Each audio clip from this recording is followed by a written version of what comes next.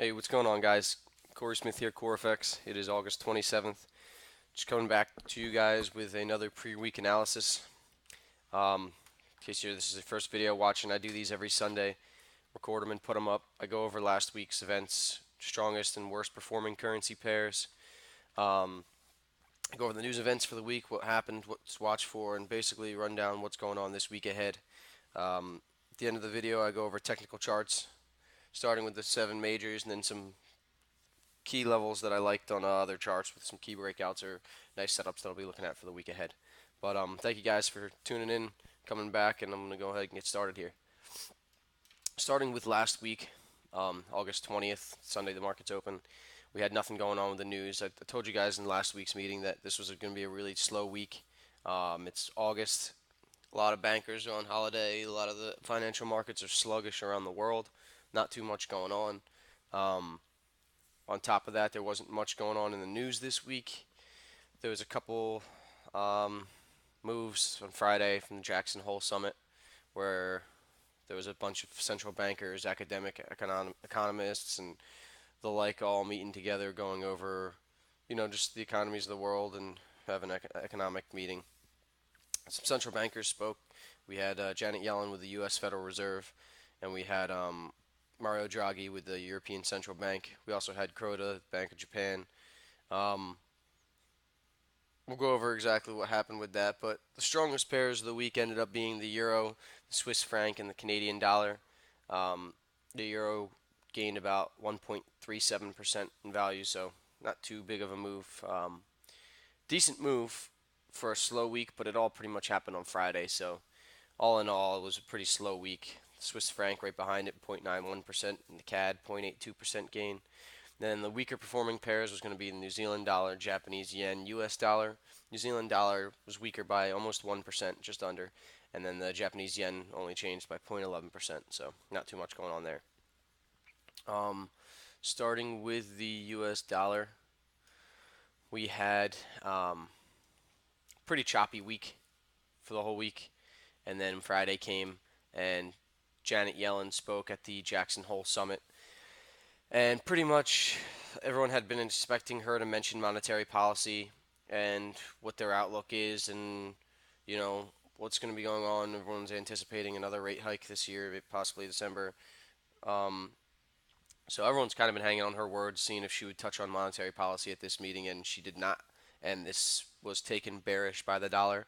Her failure to mention any monetary policy issues led to the dollar falling off. And I'll cover it later with other pairs, but as you can see on this chart here, the US dollar has now broken and closed below this strong support here. This is the lowest it's been in a year, and as you can see right here, I'll clean this chart up, sorry about that. As you can see here, it broke out of this bear flag we were talking about last week and the week before, and has now managed to come down and not only break this support, but a strong bearish candle on Friday closed below it. This is a very bearish sign as far as price action goes. Fundamentals were there to back it up, and U.S. dollar is expected to continue to sell off here.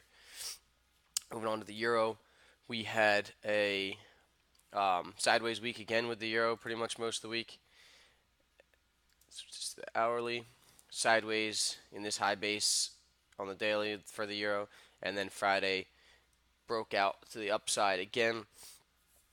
And also, analysts thought Draghi would take the Jackson Hole Summit to kind of down talk the euro since it's been so strong and it's been uptrending since January, really strong. Um, but due to his failure to jawbone the euro and basically talk it lower, it's rallied in result, pretty much the exact opposite of what the dollar did.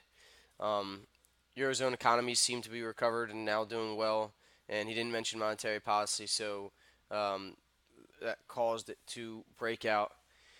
Basically, he's mentioning that the European economy is recovered well. Not It's a little behind the U.S. economy, but they're recovering strongly. And basically, didn't say anything bearish on the euro, which everybody kind of anticipated because the euro has been so strong.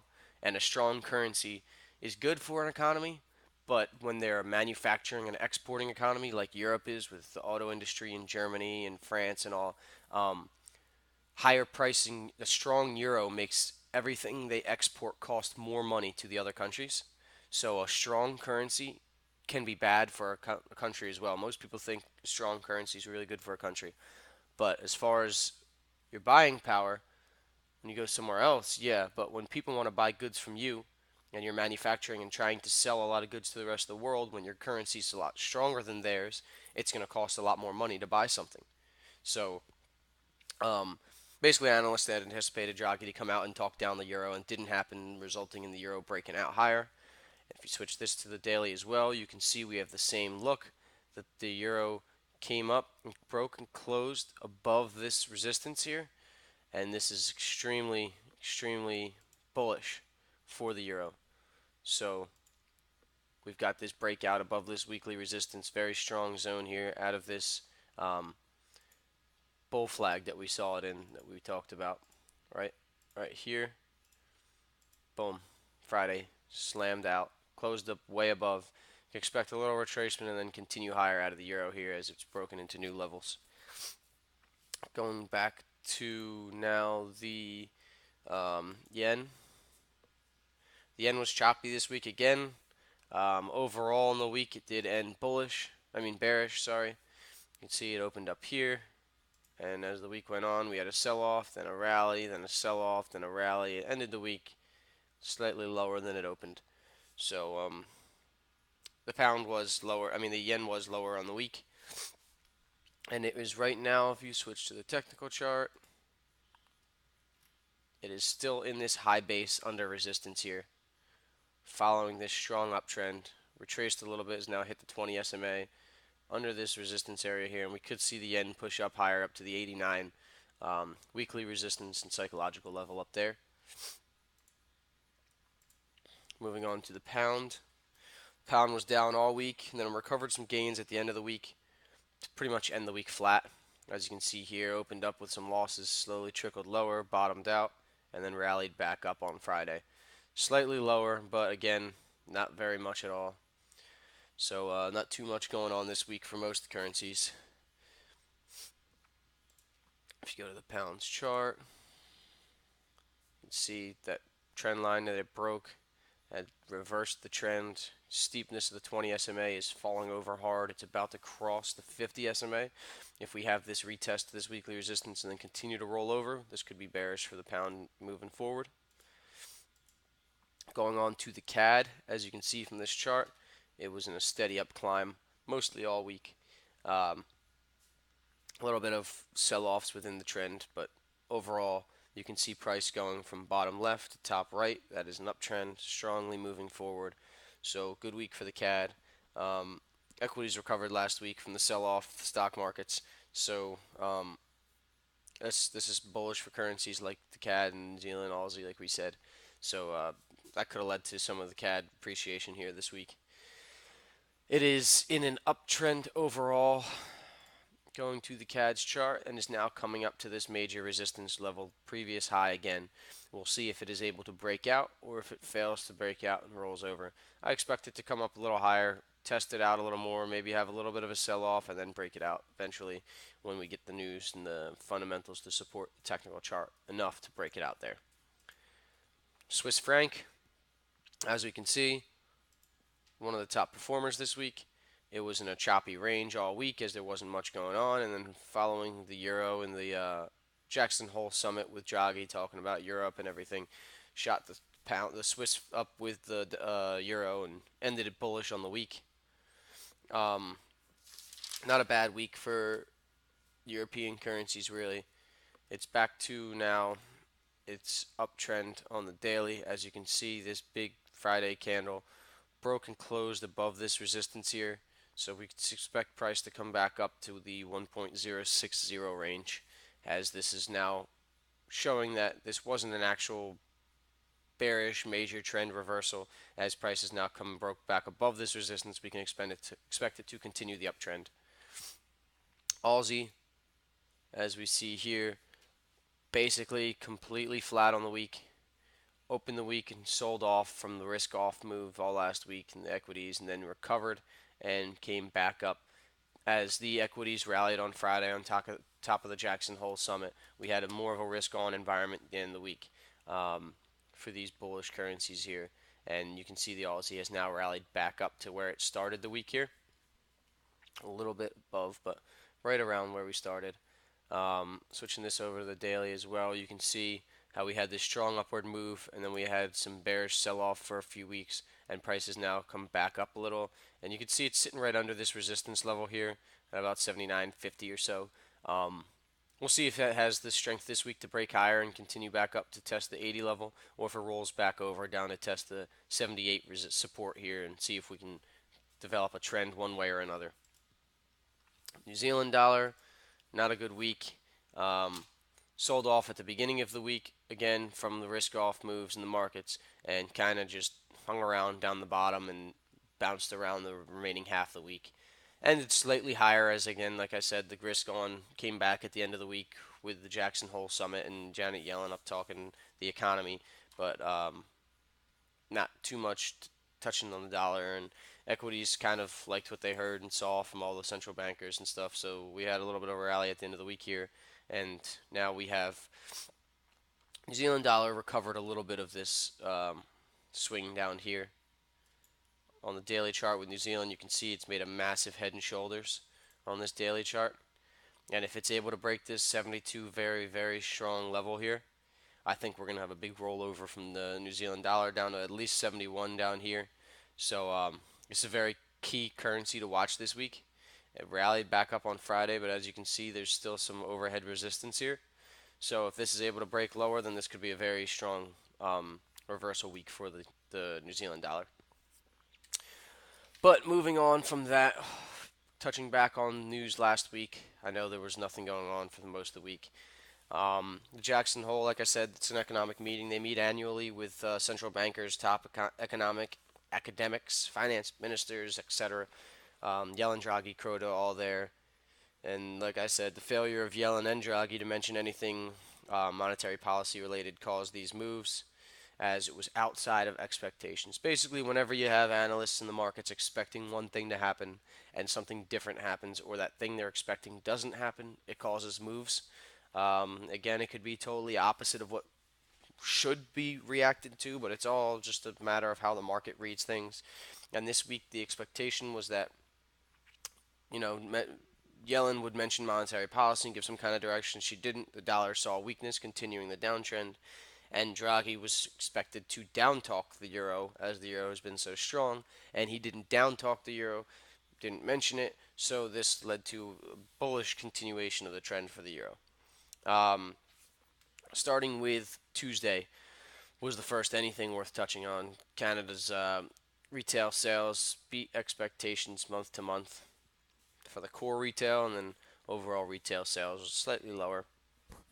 And you had crude oil inventory as expected, pretty much out of the U.S. on Wednesday. You had basically a mix of this PMI numbers out of Europe. This can sometimes be a good trade. This one, usually if they're consistently missed or better, it's a good sign. This is kind of mixed, so not too much going on there from that. And then you had Thursday night, the British pound second estimate GDP quarter over quarter. This is the GDP quarter over quarter reading, and again, second estimate is in between the preliminary and the final, so it's not that big of a deal, and it's right on track. So again, nothing big going on there. Um, Aside from that, we already covered the Jackson Hole Summit. U.S. core durable goods, pretty much right on expected. Core was a little better. Overall, durable goods orders was a little bit worse. Nothing crazy going on there. Nothing changing too much with the data that the Fed's looking at with that week. So this takes us on to this week. And moving on to this week, Sunday, there's nothing. Monday, there's nothing much. Tuesday, we've got the consumer confidence report out of the U.S. It's basically a report that goes over how consumers, you and I, the buyers, the people, everyday citizens that drive the country, how they're feeling on the economy and their confidence levels for what the economic um, outlook is for the U.S. It's pretty much based off just household surveys, and it's just another gauge that economists look at because if consumers are more confident, if we're more confident in the economy, we're going to be spending our money more. If we're less confident in our economy, we're going to be putting our money away in savings and holding on to it more. And this has a big determination on the growth of an economy. If consumer confidence is high, this will show the likelihood of consumers, spending more money on things to be high. And this will lead to a more booming economy because there's money being spent, there's companies making money, there's jobs being created as they're expanding, and everything kind of goes together. Then when you have people not too confident in the future, they start sitting back on their money, stop spending money, companies stop doing as much business, they start looking at cutting back rather than expanding, and all that reaction. So consumer confidence has been a very big level to watch, and we'll see if this consumer confidence has been extremely high since Trump took office with the whole Trump rally and all. So we'll see if this continues to push higher. Any miss to that could be more bearish outlooks for the dollar. Um, Wednesday, you've got preliminary GDP out of the U.S. at 8:30. That's a big number. That is a um, definitely something that will be watched by Janet Yellen and the Fed. So this is a big economic numbers week for the U.S. The dollar should see some strong moves this week. We got the typical weekly crude oil inventory at 10:30 on Wednesday as well, and then Aussie's got the capital expenditures. Basically, it reports how much money, private money, is being spent on expenditures, business expansion, this, all that. Um, that's a decent number to look at for the Aussie. Shows another growth sector and how it's doing.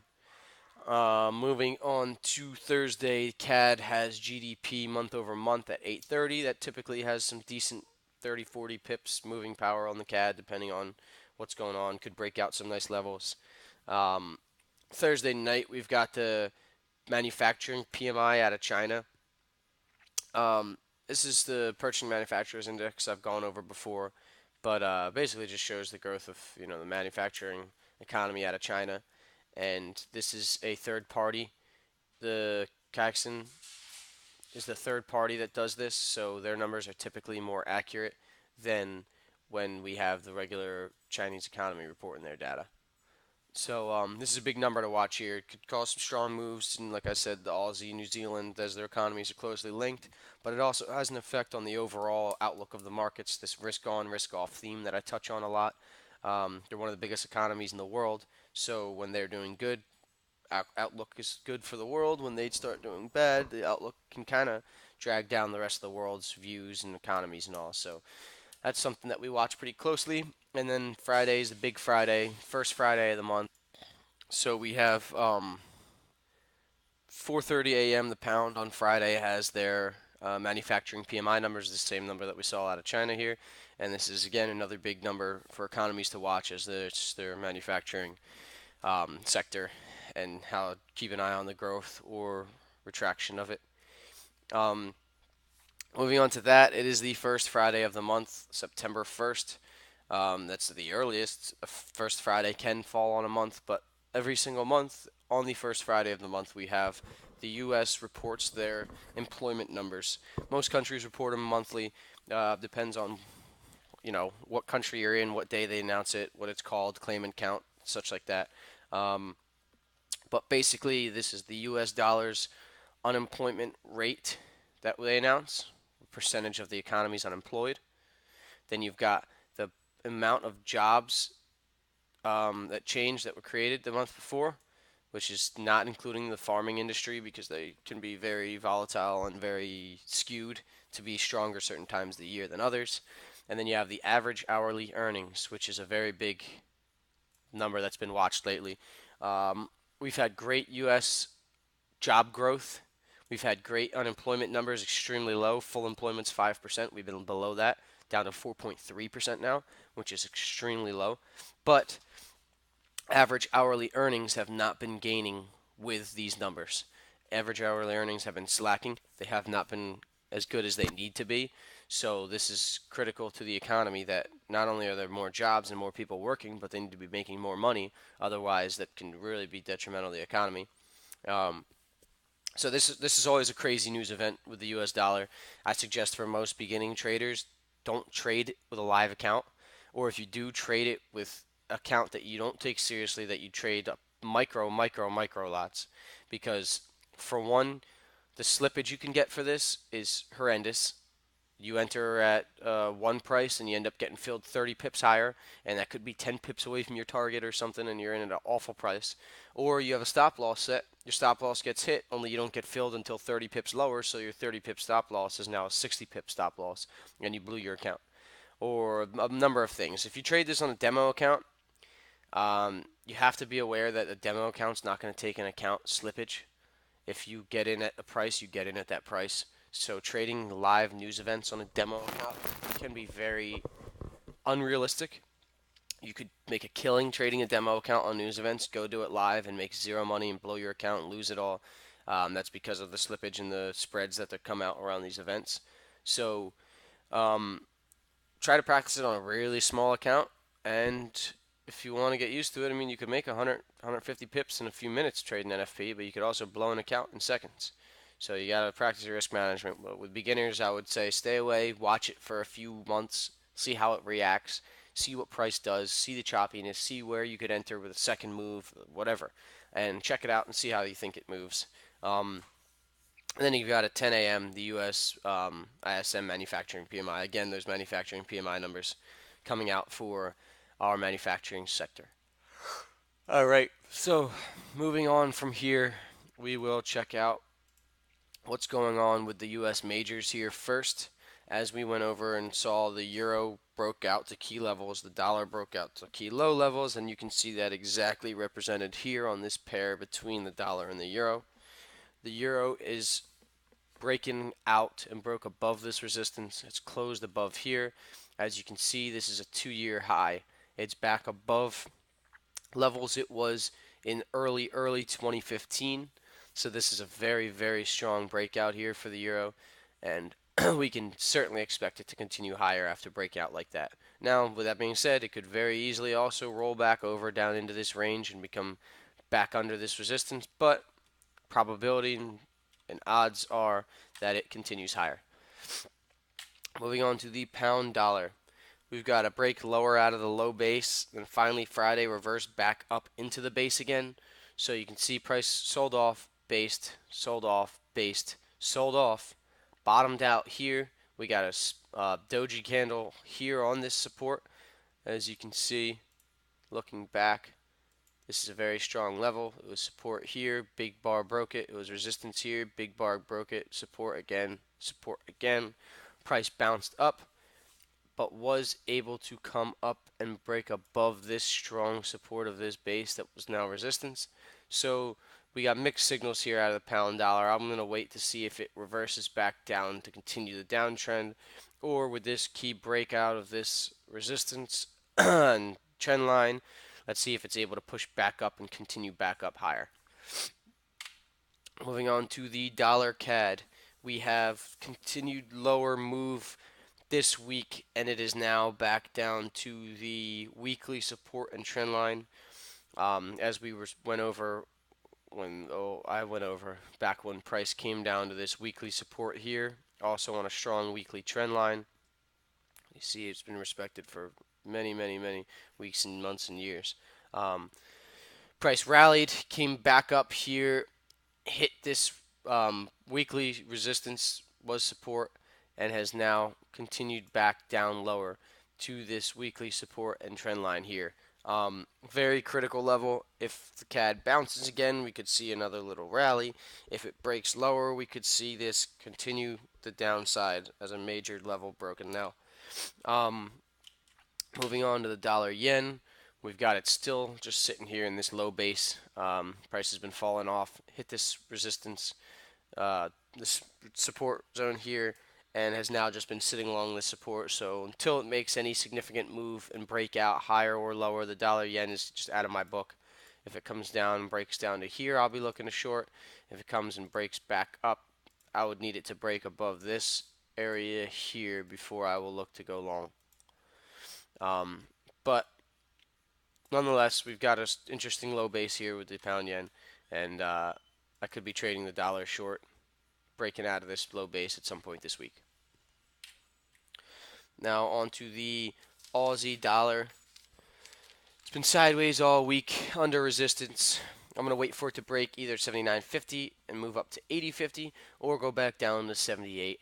As you can see here, this is the resistance it would need to break to continue back up to retest the high. If not, then we have the support at 80.50 down here that we would need price to. I'm sorry about that. We have the support at 79.50 resistance here, and then down to 78.50 here. Yeah, is the support that I would need it to break to continue to the downside. Moving on, New Zealand next. As you can see from this chart, it was selling off hard. We got this head and shoulders pattern as well on this pair, and it now broke down below this support, but then on Friday was able to come back up and close above the support, now resistance. So again, we're going to have to wait to see what this New Zealand dollar does. It could continue back up here and retest this resistance and possibly even this one up here, or it could roll over and come back down to this support over here at what is it, 71.50. Yeah. So big week for a lot of these U.S. dollar pairs. We'll see what they end up doing. The Swiss dollar has been a really ugly chart last few months. It was in a downtrend and then it bounced back up and failed to break back up above this weekly resistance, and it's just been really ugly. Wicks both sides chopping around, but we've got some strong movement here on Friday with this massive bearish candle with the US dollar sell-off has come back down to this support level here, and let's see now if it's able to break lower and come back down to this weekly trend line support level, retest this low, or if it continues back up and just continues with this choppy movement. But not too much going on with this pair, but it is one of the majors, so I do like covering it. Gonna go over a couple quick charts now that I like this week. I do more for CoreFX students program. We go over the watch list more, but as far as my immediate watch list this week, I'll just throw a couple in here that I like. You've got the Euro Yen. I traded this news event, this breakout last week, and got some pips on Friday. But you've got a strong uptrend, came up, topped out, fell back down, made a new lower low, lower high, lower low. Looked like we were going to roll over, but then last week we broke back out above this daily trend line, above this strong resistance support level, broke and closed up here, and we could continue to rise up to this 131 resistance up here. But this could be a good, nice pair. Liked the breakout last week and liked watching and see what it's going to do. And then you've got New Zealand Yen. Very, very, very strong sell-off the past couple of weeks and months, with some rallies and sell-offs along the way. And as you can see, it hit this key level here, broke out with this massive candle, and has now come back up and retested it. As you can see, there was a slight wick bounce off here. I could expect to see a little bit more of a rally possibly here, and then price reverse back down to this support and possibly come down to touch this weekly trend line here. But we've got some nice potential moves coming down to the downside here. Moving on to Euro New Zealand's another chart I like. As you can see, it's been in a strong uptrend. Been watching this pair a lot. Came back to this recent high, broke out slightly with a false break, shot back under, and then as you can see this week, nothing but bullish moves forward. Switching it to a weekly chart, you can see it a lot better.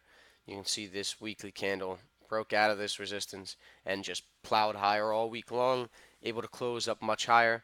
Could expect a sell-off back down to retest this broken resistance level before it continues back higher, possibly to this weekly resistance level up here. But that's another chart that I like here.